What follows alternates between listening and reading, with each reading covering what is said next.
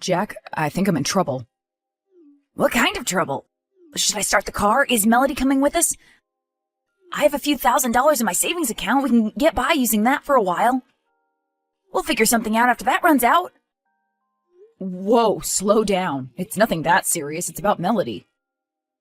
Is she the one in trouble? I'll do everything in my power to help her out. You know, she's like a sister to me.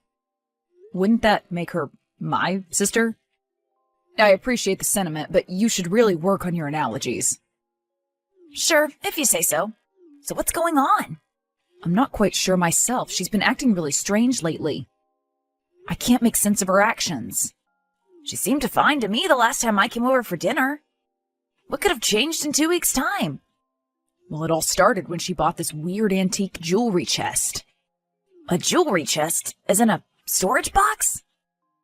No, that's the thing. It's not just an ordinary storage box.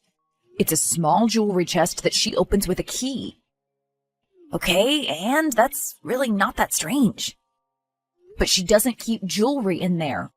Or at least, that's what I'm assuming. None of her jewelry's left its place. You keep track of her jewelry? I see it every morning. She keeps it on her vanity table. There are a few rings, a necklace, and a few pairs of earrings. It's not difficult to notice. Okay, so what if she doesn't keep her jewelry in her jewelry box? You said so yourself, it's an antique. She probably doesn't want to damage it by using it too much. I would completely understand that, but I swear that's not the case. She asked me to never even attempt to open it when she's gone, not even to take a peek inside. I would also get that. She's the one who bought it. I respect her wishes.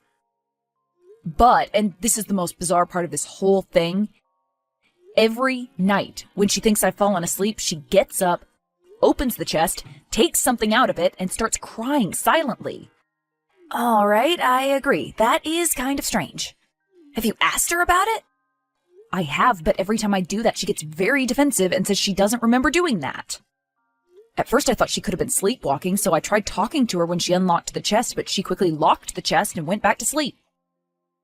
We've been living together for 3 years now, and she's never done anything like this before. What do you think she keeps hidden in there? Letters. I caught a glimpse of what she was holding, and I'm pretty sure it was a letter. I didn't want to jump to conclusions, but I'm starting to get worried. Do you seriously believe she'd ever cheat on you? Is that what you're insinuating? I don't think she'd cheat on you using love letters. I mean, come on, it's the 21st century, for God's sake. You just need to trust her more. I'm not saying that she's cheating on me. I'm just worried that she may be in trouble. I don't understand why she doesn't feel like confiding in me.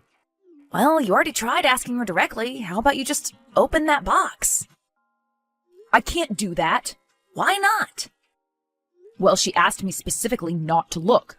I promised her I wouldn't. I have to honor my word. In that case, should I be the one to open it? I can come over when she's at work. That way you won't break your word. I don't think that's any better. Maybe I should try talking to her again. What makes you think it'll work this time? I don't see another way. All right, suit yourself. Jack, I have no idea what I'm supposed to do. It's only been getting worse and worse. Is this about Melody's jewelry chest again? Yes. She started sneaking glances at it throughout the day. Now I hear suppressed laughter at night instead of crying. She spends more and more time at work. I don't know what to make of any of this. Have you tried talking to her again? I have, but she keeps telling me not to worry about it and changes the topic. Have you tried opening the chest? No, I haven't. Where does she keep the key? She leaves the key in the lock after locking it. So all you have to do is turn it a few times? Maybe you should really just open it and take a quick peek. You can put it back the way it was and she'll never know. I can't do that. She's deliberately keeping the key in there to show me that she trusts me not to open it. What are you going to do then? Are you just going to keep quiet and ignore her eccentric behavior? I guess so. At least she's not crying anymore. Whatever she's been dealing with, it must have gotten better. I don't get it. Why do you keep texting me and then completely disregarding my advice? I'm sorry. I guess I'm only trying to vent. It's frustrating not knowing what's going on. Do you know what's really frustrating? seeing you ignore the obvious solution. Well, I am sorry you feel that way. You should be.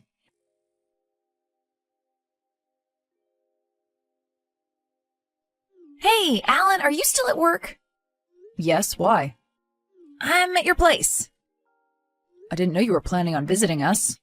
I wanted to surprise you. Though I figured you'd be back by now. I finished work in a few hours. Have you already forgotten your brother's schedule? I know we haven't been seeing each other all that often ever since you moved out of state, but that's still a little disheartening. Well, I know something that's sure to lift your spirits. But first, tell me, how's Melody been doing? Has she gone back to acting like her usual self? No, unfortunately not. Well, then you're going to love this news. I opened the chest. What? But I asked you not to do that. Why did you go behind my back? I know you're angry. I get it, but hear me out. I found something really interesting inside the chest. I don't want to know. Not even if it meant you could save your girlfriend from a dangerous situation? What have you found? I couldn't see any love letters inside, that's for sure. Just a small piece of paper with a random address and a date scribbled hastily on it. And how does that mean Melody's in danger? Isn't it obvious? She's meeting up with someone at night in some remote place in the woods. If that doesn't scream danger to you, I don't know what will. Okay, well, you didn't specify the details. Should we just call 911? I know I was the one saying this was dangerous, but we shouldn't make rash decisions. For all we know, she could be meeting up with her friends or family members. But now that I know where she's going, I can't help but feel worried. What if she really is in danger? And I've been idling this whole time. I should have acted sooner. This note still doesn't prove anything. We should refrain from making a hasty judgment. We could be panicking for no reason. Why don't you ask her about this? I'm sure she'll explain everything. And what do I tell her? That my brother broke into our apartment and opened the chest without permission? She'd be furious. Well, you don't know that. Just try talking it out first. I guess you're right. I should at least give her a chance to explain herself. Exactly. You get it.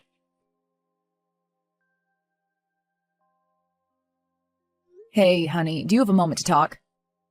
Sure, what is it? Is everything all right? Please tell me if anything's been bothering you lately. What could have possibly been bothering me? I'm not sure. I'm just a little worried about you, that's all. Are you sure you're all right? I know we've been having some confusing conversations recently. Yes, I'm certain. What about you? Is everything all right with you? Yes, of course. I've been struggling with a project, but I asked a coworker for help, and now I feel like a huge weight's been lifted off my shoulders. I'm glad you have such helpful coworkers. So am I. He's really been a godsend. Oh, but the thing is, I'll probably have to work late today. You don't mind that, right? I don't. But we were planning on going out for dinner tonight, and you could always take care of extra work tomorrow. I need to do this tonight. I'm so sorry. I feel really awful about this. I'll make it up to you another time. I promise. So you'll be at the office all night? Well, not all night, but most of it, yes. All right. You can still come over during my lunch break if you'd like. I miss you very much. I'd love to do that. Great! I can't wait to see you. Me neither. Until then, take care of yourself, okay? Okay, I'll do that. I love you. Love you too. I think she's really going to meet up with someone. It might just be her coworker, though. Her coworker? Where'd you get that information? She told me herself he's helping her out with her project. At least he's not a complete stranger. I see, but what if that was a lie, too? What if she made that story up? Do you think so? But why'd she do that? Do you think she might be in danger after all? There's only one way you can find out the truth. You need to drive there yourself and check. You can't seriously expect me to drive there all alone. How am I supposed to fight off potential threats? I don't see why you'd have issues doing that. I mean, Melody's doing it. I'd love to go there with you, but I can't get there in time. She clearly has an appointment. I don't. I could be jeopardizing both of our lives by showing up uninvited. Perhaps it's better if I ask her about it after she returns home. I can't believe what I'm hearing. It's not like I'm saying you should jump into action. It could just be a harmless meetup. You can park nearby and see if there's something suspicious going on. If you find the situation dangerous, you can dial 911 and let them handle it. I suppose I could do that. Of course you could. Do it for Melody's sake. All right, I'll do it. But I'm going to be on the phone with you the whole time, just in case. Oh, no, sorry, I can't do that. You know Claire's a light sleeper. It'd be insensitive of me to talk on the phone right next to her, and I can't really leave the apartment at night. Okay, then how about I text you throughout the night? Would that work for you? Sure, texting's fine. I'll get going then. All right. Be careful. Sure. I'm at the address. I can see her car parked outside. She must have gotten here early. What's the place like? I can't really make it out in the dark. I think it's just a small cottage. I don't see Melody anywhere. She might be inside the cottage. Are the lights on inside? No, it's pitch black. Her car is the only one parked outside. Maybe she came here alone to relax and unwind. Well, you're only looking at the entrance. There could be another one parked at the back. Should I circle it, or would that make my presence too obvious? It'd be too obvious. Do you hear any noise at all coming from the cottage? No, nothing. Then again, I am pretty far away and I am in the car, so... Maybe you should try calling Melody again. You could hear the sound of her ringtone. I really don't like this. I feel like a stalker. I should have just asked her up front. She could have easily lied to you.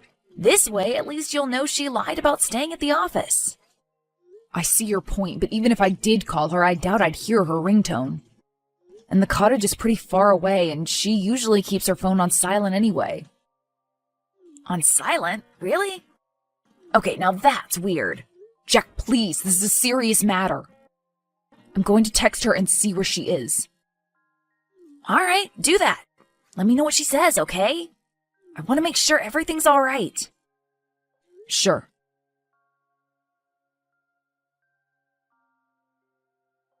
Melody, are you still at the office? No, sorry, I'm not. Could you tell me where you are? I think you already know the answer to that question. I can see your car. All right, then let me ask you this. Why would you drive all the way here at night? I wanted to visit this cottage. Melody... Jack opened the chest. He saw the note with the address.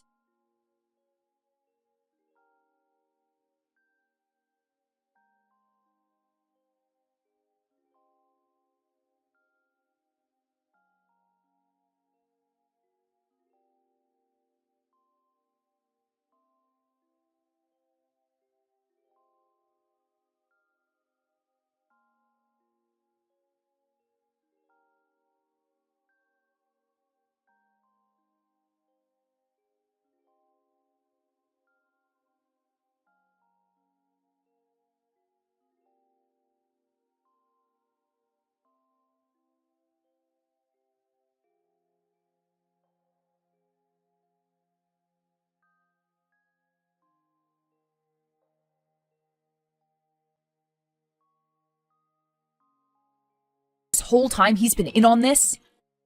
Yes, I'm sorry. Maybe I should have told you the truth sooner, but then it'd feel like all this was for nothing. I still don't understand why you did this. Were you just trying to play a joke on me? Did it get out of hand? No, of course not. I just wanted to organize a fun, surprise proposal. A what? A proposal! You were supposed to open the chest, find the address, drive here at the time specified on the note, and be met with our close friends and family in the beautifully decorated cottage. Then I'd enter and propose. It seemed fun and exciting in theory, but everything went off the rails pretty quickly.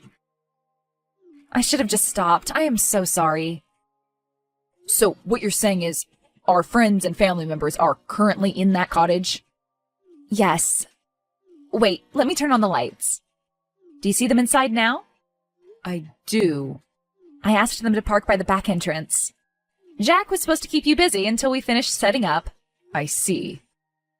I get it. If you're angry, I do. You don't have to come in. You can drive away and break up with me if you'd like. I understand. Nobody's going to blame you. I'll tell everyone it was all my fault. I promise. I can't do that. Right, of course. This was a foolish idea. I should have stopped sooner. I'm so sorry. I'll drive back home and start packing my things. No, Melody, that's not what I meant. I can't drive away and break up with you. I can't do that. I love you.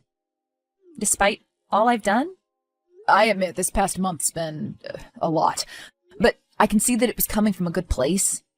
I appreciate you putting so much time and effort into planning the proposal. Had it gone according to the plan, I'm sure I'd have loved it. Do you really mean that? Of course. Well, then I admire your patience and your insistence on respecting my wishes. I was being far too selfish. I don't even know why I kept going with this. Can you ever forgive me? I'm sure I can do that. I'm just glad that you're not in danger.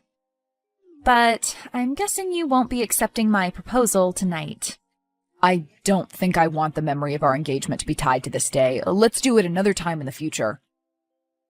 I can join you for the party, but that's about all I can do for now. Right, of course, I get it. I'm sorry all your hard work had to go to waste. Oh, please, don't apologize. I just want to forget I ever thought this would be a good idea. I feel awful.